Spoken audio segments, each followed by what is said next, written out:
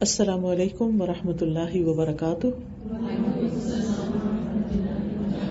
کیا حال ہے سب کا؟ الحمدللہ، نحمده ونصلی علی رسولہ الکریم، اما بعد، فاعوذ باللہ من الشیطان الرجیم، بسم اللہ الرحمن الرحیم، رب اشرح لی صدری ویسر لی امری واحلل عقدۃ من لسانی یفقہوا قولی۔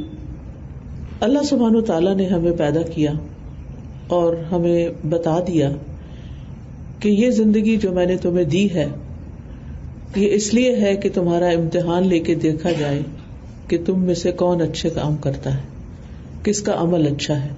تبارک الذی بیدہ الملک وہو علی کل شیء قدیر الذی خلق الموت والحیاۃ لیبلوکم ایکم احسن عملا۔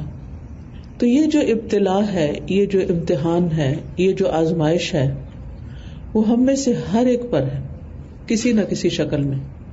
کوئی ایک انسان بھی اس سے خالی نہیں۔ اللہ سبحانہ وتعالیٰ نے قرآن مجید میں ہی ہمیں بتا دیا، وَلَنَبْلُوَنَّكُمْ بِشَيْءٍ مِّنَ الْخَوْفِ وَالْجُوعِ وَنَقْصٍ مِّنَ الْأَمْوَالِ وَالْأَنفُسِ وَالثَّمَرَاتِ وَبَشِّرِ الصَّابِرِينَ الَّذِينَ إِذَا أَصَابَتْهُمْ مُصِيبَةٌ قالوا انا للہ وانا الیہ راجعون اولئک علیہم صلوات من ربہم ورحمہ واولئک ھم المہتدون۔ اور ہم تمہیں ضرور ضرور آزمائیں گے کسی نہ کسی چیز سے، خوف یا بھوک یا مالوں اور جانوں اور پھلوں کی کمی سے، اور صبر کرنے والوں کو بشارت دے دیجئے وہ کہ جب ان کو مصیبت آتی ہے تو وہ کہتے ہیں انا للہ و انا الیہ راجعون، بے شک ہم بھی اللہ کے ہیں اور اللہ ہی کی طرف واپس جانے والے ہیں۔ یعنی کوئی چیز ان کے ہاتھ سے جاتی ہے تو وہ فوراً یاد کرتے ہیں کہ چیز چلی گئی، ہم نے بھی تو جانا ہے، کسی نے بھی یہاں ہمیشہ نہیں رہنا۔ تو اللہ تعالیٰ ان کا دل تھام لیتا ہے۔ اولئک علیہم صلوات من ربہم، ایسے لوگوں پر رب کی رحمتیں آتی ہیں، ورحمہ اور رحمت، نوازشیں ہے رب کی اور رحمت ہے رب کی، وَأُولَئِكَ هُمُ الْمُهْتَدُونَ، اور یہی لوگ ہدایت یافتہ ہیں۔ یعنی ہدایت پر وہ انسان ہے جو مصیبت کو ہینڈل کرنا جانتا ہے اور مصیبت کے آنے پر اللہ سبحانہ تعالیٰ سے راضی رہتا ہے، ہر حال میں رب سے راضی رہتا ہے۔ وہ مصیبت کے آنے پر، تکلیف کے آنے پر شکوہ شکایت نہیں کرتا، بلکہ اللہ سبحانہ تعالیٰ کی طرف رجوع کرتا ہے، اللہ کو یاد کرتا ہے، اللہ سے مدد مانگتا ہے کہ ایاک نعبد و ایاک نستعین۔ ہر نماز میں کہنے کا مطلب کیا ہے؟ ہر نماز کی ہر رکعت میں کہنے کا کہ یا رب ہم تیری ہی عبادت کرتے ہیں اور صرف تجھی سے مدد چاہتے ہیں، تو ہماری مدد فرما۔ اور بندہ مومن یہ بھی جانتا ہے کہ جو بھی تکلیف آتی ہے، جو بھی آزمائش آتی ہے، وہ اللہ تعالیٰ کی طرف سے ہی آتی ہے۔ سورۃ التوبہ میں اللہ تعالیٰ فرماتے ہیں، قُل لَن يُصِيبَنَا إِلَّا مَا كَتَبَ اللَّهُ لَنَا هُوَ مَوْلَانَا وَعَلَى اللَّهِ فَلْيَتَوَكَّلِ الْمُؤْمِنُونَ۔ کہہ دیجئے ہمیں ہرگز کوئی تکلیف نہیں آتی، کوئی مصیبت نہیں آتی مگر وہ جو اللہ نے ہمارے لیے لکھ دیا ہے۔ یعنی ہمارے پیدا ہونے سے پہلے ہماری تقدیر لکھی گئی ہے۔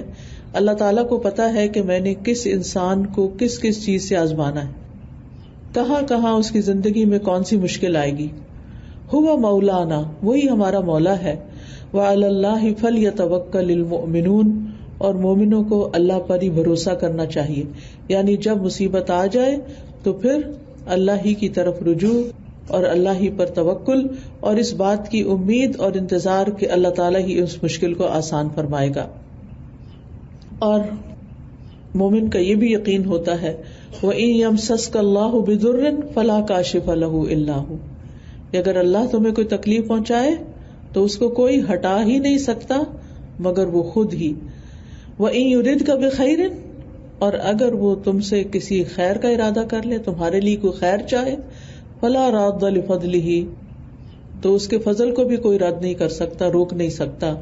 يُصِيبُ بِهِ مَن يَشَاءُ مِنْ عِبَادِهِ، وہ اپنے بندوں میں سے جسے چاہتا ہے پہنچاتا ہے، یعنی خیر پہنچاتا ہے، اور جس کو چاہتا ہے آزما بھی لیتا ہے۔ وَهُوَ الْغَفُورُ الرَّحِيمُ، اور وہ بڑا ہی بخشنے والا، بڑا مہربان ہے۔ لہذا ایک مومن جو ہے وہ اپنی زندگی میں ہر مشکل میں، ہر تکلیف میں اللہ سبحانہ وتعالیٰ کی طرف رجوع کرتا ہے، کیونکہ وہ جانتا ہے کہ یہ تکلیف مجھ پر اللہ کے اذن سے آئی ہے. ما اصاب من مصیبت الا باذن اللہ، یہ اللہ کے اذن سے آئی ہے، اس کے بغیر آ نہیں سکتی تھی. ومن یؤمن باللہ، اور جو اللہ پر ایمان رکھتا ہے، اللہ پر اعتماد کرتا ہے کہ اب تکلیف کو دور بھی وہی کرے گا، تو پھر کیا ہوتا ہے؟ یہدی قلبہ، اللہ اس کے دل کو رہنمائی دے دیتا ہے. واللہ بکل شیء علیم، اور اللہ تعالیٰ ہر چیز کو خوب جاننے والا ہے، اچھی طرح جانتا ہے کہ کب کس کی تکلیف دور ہونی چاہیے، کیونکہ یہ بھی اسی کا فیصلہ ہوتا ہے.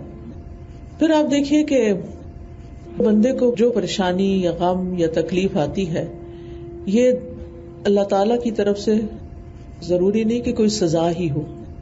عام طور پر جب کسی بھی مصیبت آتی ہے تو ہم کہتے ہیں کہ اس نے کچھ برا کیا ہوگا نا، کسی اور کے ساتھ کیا ہوگا تب اس کی پکڑ آ گئی اس کو. نہیں، مصائب کا آنا بندہ مومن کے لیے اللہ کی طرف سے بھلائی ہی ہوتی ہے. ابو ہریرہ رضی اللہ عنہ کہتے ہیں کہ رسول اللہ صلی اللہ علیہ وسلم نے فرمایا، من یرد اللہ بہ خیرا یصب منہ، جس کے ساتھ اللہ خیر و برکت کا ارادہ کرتا ہے اسے مصائب اور آلام میں مبتلا کر دیتا ہے، اسے کسی تکلیف میں مبتلا کر دیتا ہے.